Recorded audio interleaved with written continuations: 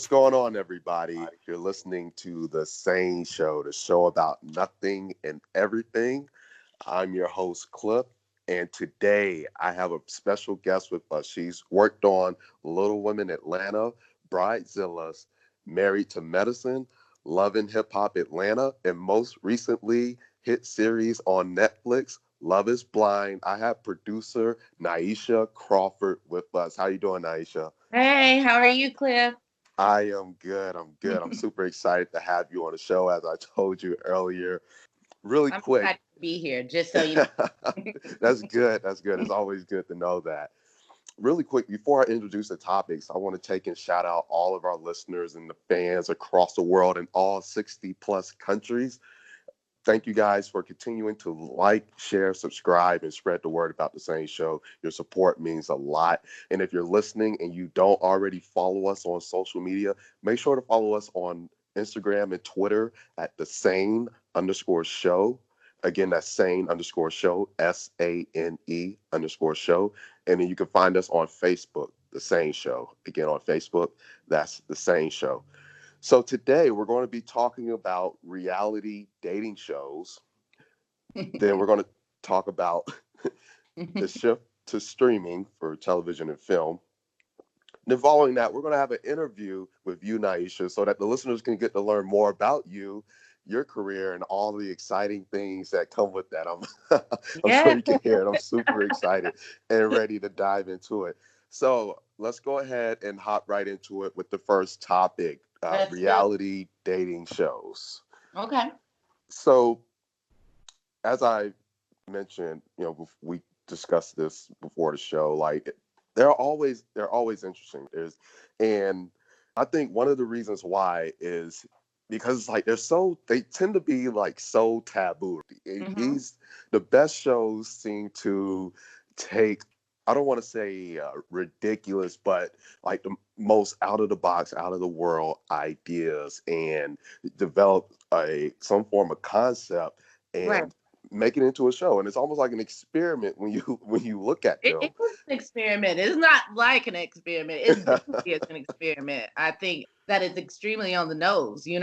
I'll let you finish your question and then I guess I'll chime in where I. Yeah. No, but you're right. You're right. It is an experiment, and I mean, obviously, you can attest to that having worked on Love Is Blind. And I mean, really, I want to go ahead and give you the floor so that you can share your insight as to reality dating shows and how they take these concepts and pretty much put on an experiment for the nation to watch.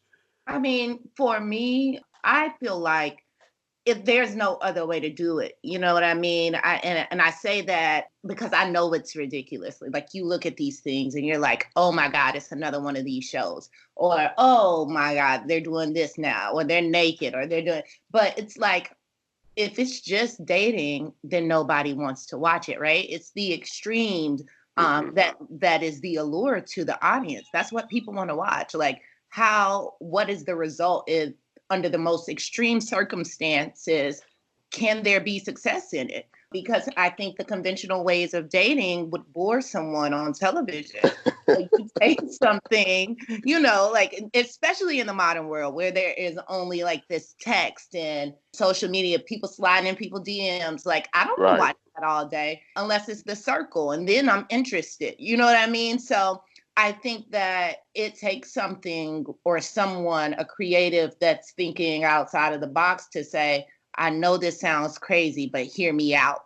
And to get a team of people who follow that. And specifically with dating shows, I think people love, love, love. You know what I mean? Like, I think people love to see what happens when two people meet under these awkward circumstances. I would say specifically with Love is Blind, it was an experiment. You know Right. what I mean? And it was an experiment like no other. And I think part of the beauty in that experiment was the crew and the producers and production staff, everyone was along for the ride. You'll find in different shows that I've worked on that you can be a little bit heavy-handed in producing, or you can be really hands-off or mediocre.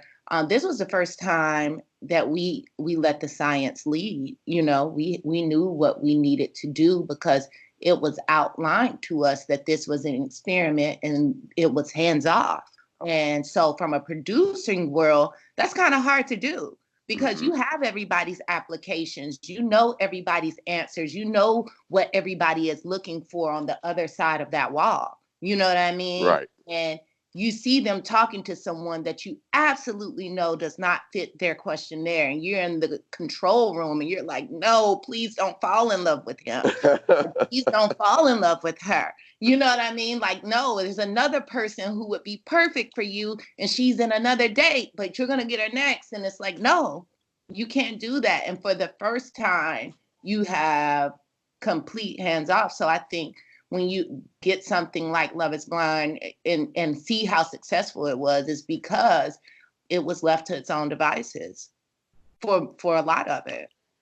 Right, right. I certainly agree with you on that one. And I just want to take a few steps back because Sure. when you were talking about like nobody watches a show and like they just want to see regular dating. And I think I was talking about how like I don't really watch much reality TV these days, but obviously I got glued to Love is Blind. And I had to drop everything else. It's like I gotta watch this. I gotta binge Mhm. watch it. Because it was really that interesting because it was so unconventional. And then also the part where you're talking about the experimental aspect of it, that Mhm. even made it more interesting because again, these out of the box ideas of reality dating TV shows are experiments, but then it makes it a completely different when you watch the show and then they come outright and tell you this is an Right. experiment. Yeah. That's the beauty of it. It was a very Yeah. honest show. You know what I mean? And I actually find myself, this is going to be horrible to say, but like when I read in the comments and people commenting about the show on different platforms and social media or whatnot, and they're like, oh, it's so scripted. Oh, it's so this. And I'm thinking to myself, like, no, it is not. Like, I take a big offense when it comes to this show because it really wasn't. There are shows that you see and you're like, oh my God, this is scripted. But this was the one show in particular that we were asked and reminded over and over, let it play out however it plays out. I think to your point, like you said, oh, I don't watch reality TV. If I were honest, I don't watch a lot of it either. I create a Hmm. lot of it, but I don't watch a lot of it. And I think reality TV is the genre that people love to hate. You say you don't like it. I don't want to see it, but it is captivating. If you sit down in front of that TV and we happen to get you sucked in on episode 1, you're likely to be there to episode 8 or 12 or 13. So, yeah, it takes something like Love is Blind that held that number 1 spot on Netflix of all content for like 3 weeks straight to suck people in and to allow people to be honest. And I think another thing that is really noteworthy is if you look at the cast on that show, a lot of the kudos goes to casting too, because a lot of that cast, outside of physicality, the people were attractive. That's one thing. But outside of that, when they discuss like what they do, or you look under their lower third and you see like, oh, this person's a scientist. This isn't people that we just went and grabbed up and people wanted to be paid to be on TV. So that's another element that's really, True. really interesting for this show, because these were people who had thriving careers. Like, they are actively working, like had to get released from their job, approval from their jobs to come with us for that time and have no access to their laptops, no phones, no nothing, and just be sucked into this experiment. They weren't able to check at home. If you had kids and things like that, like you had to only focus on what was happening in this process. And I think that made it more organic. And I think the fact that these were people who were genuinely looking for love because they had everything else. They didn't need to come on this show for the money. They didn't need to come on it, to try to make a career for themselves. They had all of that already. It made it more pure for me. Really good point. Yeah, I was thinking about old buddy that that does sales. I was like, Yeah, man, it takes a lot to take yeah, a break from and- a sales job. It's yeah, all about numbers. right. And he was worried. I think that's Damien. You're saying he's Yeah, worried. He's stressed on the show with his companion Gigi at the time, and you see him being stressed, and he's finally breaks down, and he's like, "I might get off of here and not have a job." That was real. His job was threatening to let him go because of this. You know what I mean? So yeah, because you go into it not knowing if you're coming out of here with a partner, and if you do come out of this thing with a partner, then you are part of this show for another 4 weeks instead of taking a 2-week vacation now. right. So I think when you see that these are people who had a lot to lose and were willing to risk it to be a part of the experiment, I think it speaks a lot to what was happening at the time and the honesty and the care that was taken with each individual and each couple as we progress to the weddings.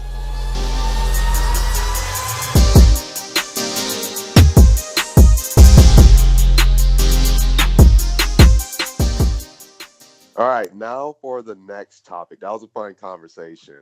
Now let's talk about the shift to streaming for television and film. So, like I mentioned to you earlier, this pandemic that we're currently experiencing showed us a lot. Yeah. And about streaming specifically, Netflix had their biggest quarter yet, and subscriptions skyrocketed because everybody's at home Yeah. and Yeah. tired of watching regular TV where you got to tune in to whatever they got lined up. And we all want that on demand, and we want to watch what we want to watch when we want to watch it. Mm-hmm. So it only Mm-hmm. makes sense. One of the questions I wanted to ask you is, are things done differently at a streaming company? Like when you're working with a streaming company like Netflix and working with a network, like is there much of a difference? I think from a boots on the ground perspective, there's not a whole lot of difference. I will say, when it comes to creative freedom, I feel like you have a little bit more wiggle room when you work with a streaming platform. And I think that's just because they take a lot more risk. They don't rely on advertising dollars. And when you're dealing with a network, you have to be careful about what you have because of the advertisers. Whereas on a streaming platform, you're really working off of a subscription structure. That's how they're getting their money. So, I mean, advertising is like a bonus, but Hmm. really subscriptions are paying the bill. And so when you're working from more of a demand from the subscribers, then you get a little bit more freedom because they can go on there and pick what they want. If you don't like trashy TV, you can always watch a documentary. If you don't like documentaries, you can always watch a film, and you can watch it on your time whenever you want to. And so I think from that perspective, when you start producing for an entity like that, you feel a little bit more free. You know what I mean? You kind of have a little more room to play with when it comes to being non-traditional. I think that is where you get the most leeway. You can talk about things. People can curse. People can drop F-bombs. People, you know what I mean? Yeah. And for so many little reasons like that, you don't have to stop and be like, whoa, you can't say that. You know what I mean? You know what I mean? I don't have to jump in and be like, hey, and pull you out of your element when you're having a raw and natural moment, which normally wouldn't happen either. It just would get cut in post. But now people get to see it. You're talking about a streaming platform and people getting to see stuff like that. I think it will continue to pull people away from television. We see it happening. We know that it's happening. We know people are coming away from television. It's surviving, but it's not thriving in the way that it used to. And I would even say recently during the pandemic, we saw, even with the film sector, AMC saying, hey, we're not going to carry Universal movies anymore. We're not going to show Universal films anymore in any of our AMC theaters because because Universal threatened, quote unquote, to Hmm. release videos through streaming platforms at the same time as theater releases. Well, Mm, you know what I mean? Like, that industry is so concerned about how streaming is dominating that they're saying we can't even share the spotlight. So if you can't give us a theatrical release and hold off on your online release, it's going to impact us so much financially that we won't work with you at all. That's a right. big play. You know what I mean? That speaks highly to what is happening in the streaming world. From a production standpoint, I think you're going to see a lot more things head that way. And Netflix just started playing with reality in a big way. They're dumping money into reality. The Circle was a Mm, hit for Netflix, and then Love is Blind came behind it. And it was a hit, for Netflix. That's two Netflix original shows that are killing the game on the reality sector. So I think reality on regular TV is going to have to get a little bit more creative as well. That's going yeah, to challenge us as producers as to how we stay interesting and innovative in what we're in our approaches, even with the limitations and confines of what the network wants. right. And you bring up a good point when you talk about consumers having, when we talk about that on demand, because one of the Yeah, things that I was thinking about is Netflix being able to react quickly to whatever data that they're getting from viewership, right? And being that they can easily pull a show, they can easily pump a show because it's not like they have to change a lineup, right? Oh, right. well, we had this show in the prime time slot. It's not working out like we wanted to.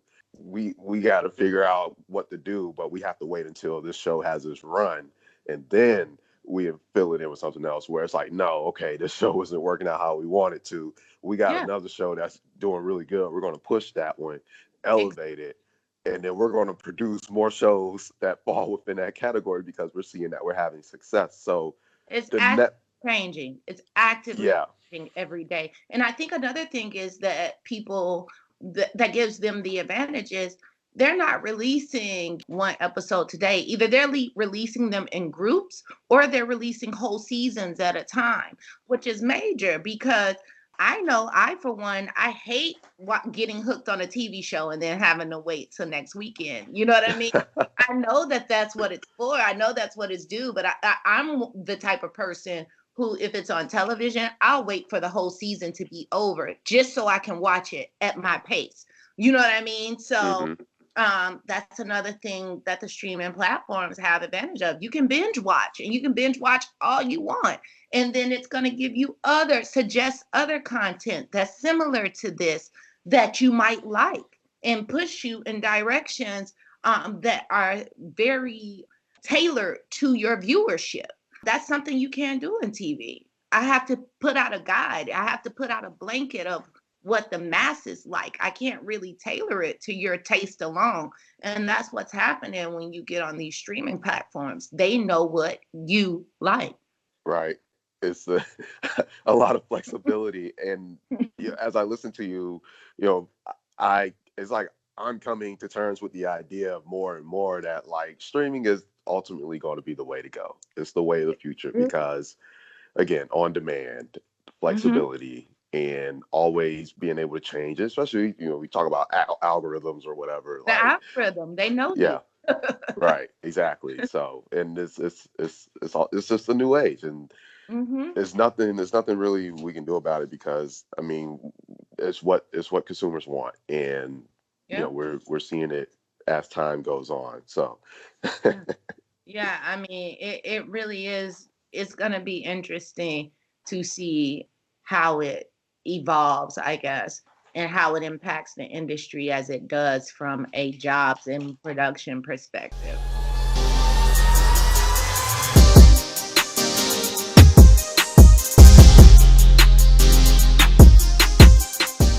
all right, we're back, and now for my favorite part. I love asking people questions. so we're going Uh-oh. to go ahead. So we're going to go ahead and start the interview and get to asking you some questions so that the listeners can learn more about you and your career and all the fun things that go with that, Nieshia. So my first question to you is, how did you get into producing? Huh.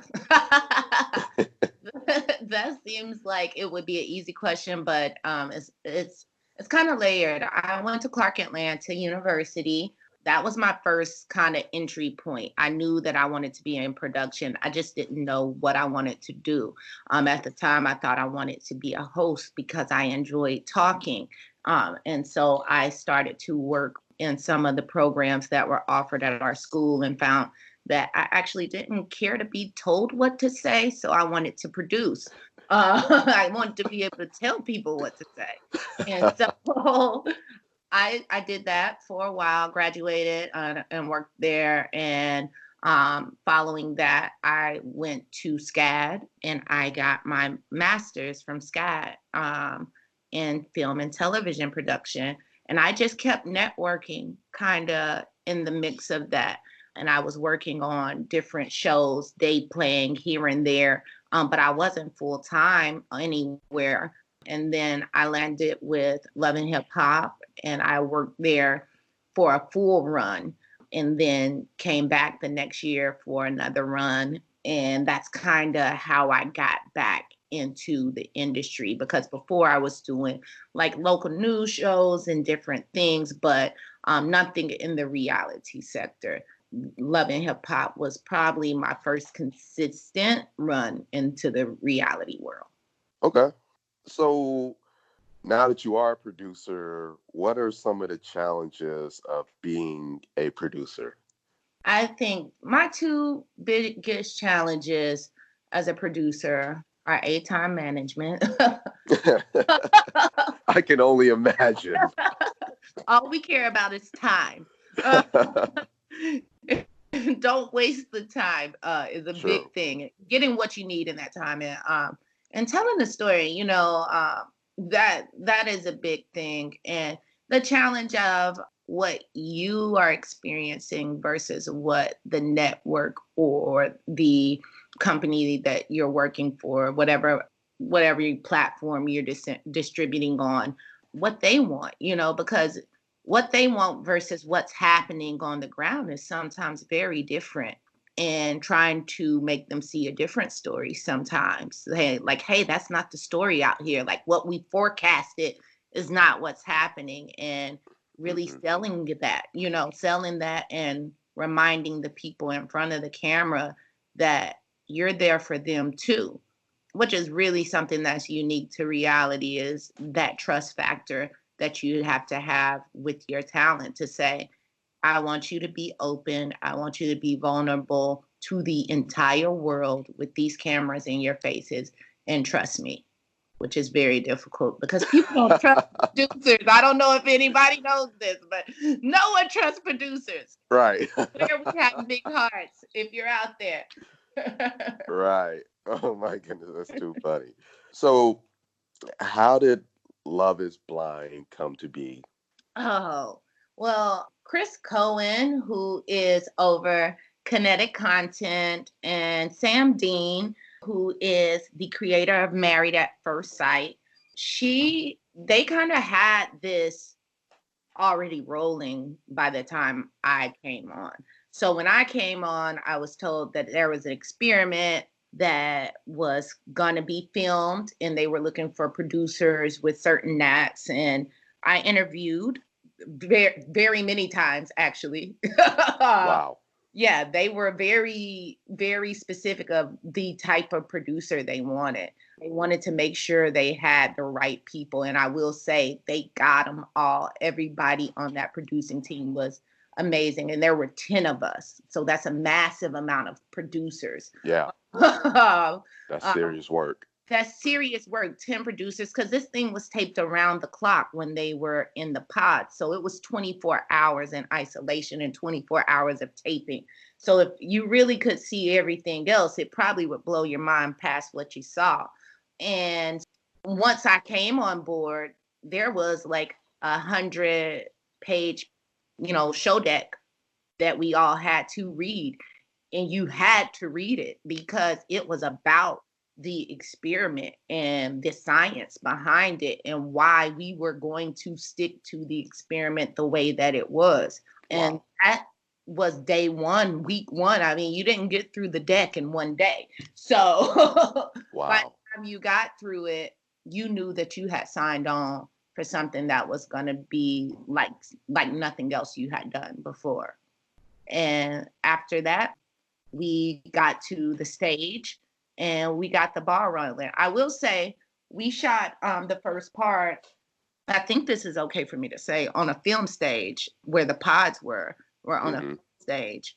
And you knew it was different because we had people from Marvel movies coming over to our stage saying, "Oh my God, a reality show is shooting on a film stage. What are you guys doing?" Because it's unprecedented. You know what I mean? Like, Yeah. normal reality, you're in a restaurant, you're in somebody's house, you know what I mean? You're in their natural environment. And here we are on a film stage for a month or so. You know what I Yeah. mean? And people are like, what is going on behind those doors? And we're saying, oh, nothing. Oh, nothing. You know? So Yeah. just to Wow. tell you the scale of the size of production, it was massive. Wow. That's something. That is wow. Mhm. So I'm pretty sure after watching the show, I've got some idea of how you're going to respond to this next question, but Okay. I want to hear it from you directly. What do you hope people take away from the series? Oh God. I don't know what I'm gonna say. So this is gonna be interesting. Okay.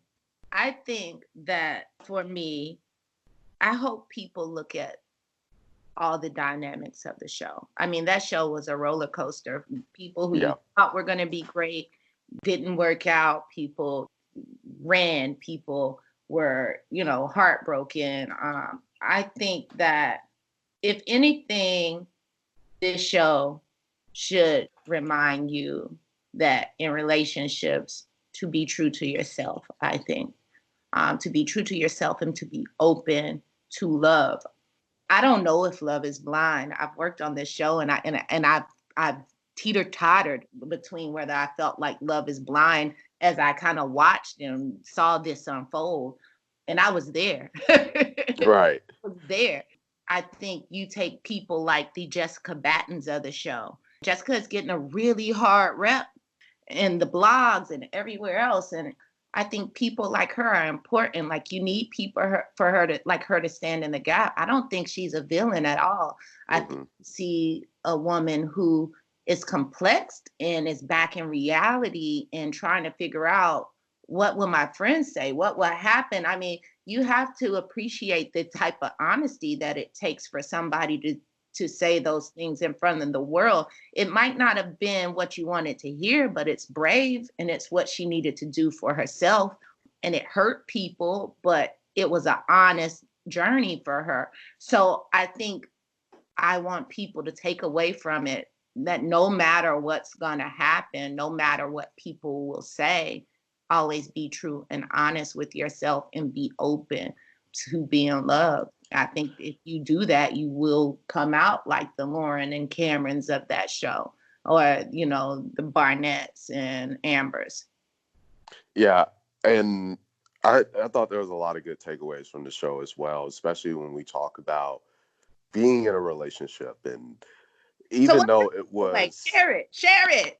yeah, no, but just even though, like, these people 10 days and then they get married, and they're getting married in a matter of a month, dating and married in a month. And I think it's still a lot to take away from that, because you get to see the dynamics of a relationship and like fast forward. Like, you go through all these stages quickly. And I'm in a relationship myself, and I want to get married too.